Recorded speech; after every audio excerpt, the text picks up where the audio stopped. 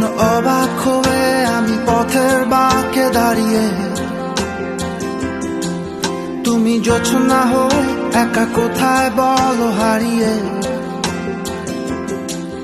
কেন তোমার আমার এত গল্প স্বল্প,